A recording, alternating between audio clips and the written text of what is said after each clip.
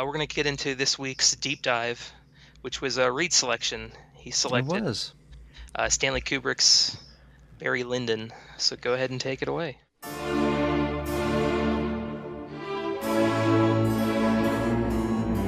A lot would consider this Kubrick's most underrated film.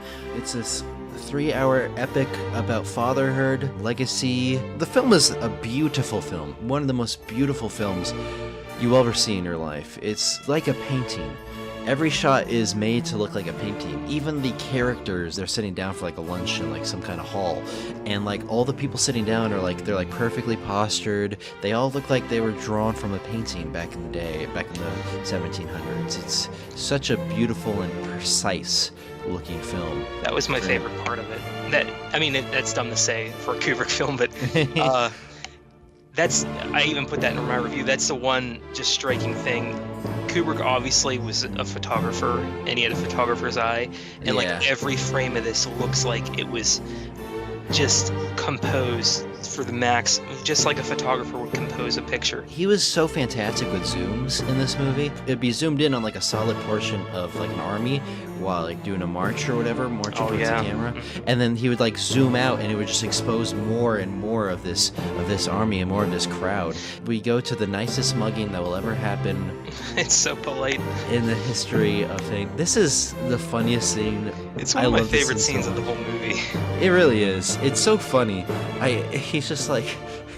To whom have I the honor of speaking? My name's Redmond Barry. How do you do, Mr. Barry?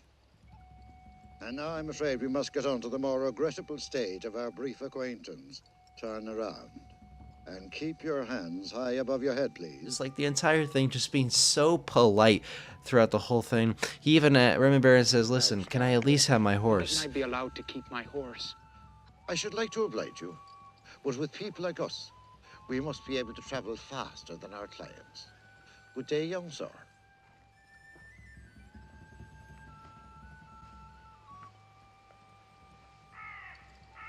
One of my favorite parts, when he's walking away, he's like, you can leave now. And as he's walking away, he still has his hands up. And the guy goes... You can put down your hands now, Mr. Barry. I love it so much.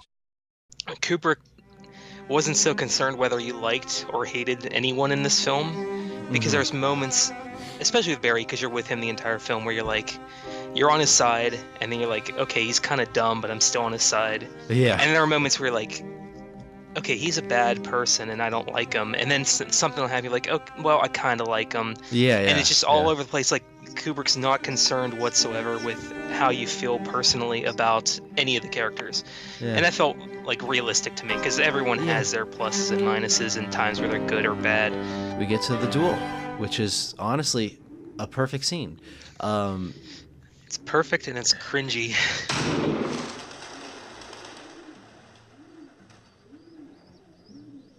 Sir Richard, this pistol must be faulty. I must have another one. I'm sorry, Lord Bullingdon, but you must first stand your ground and allow Mr. Lyndon his turn to fire.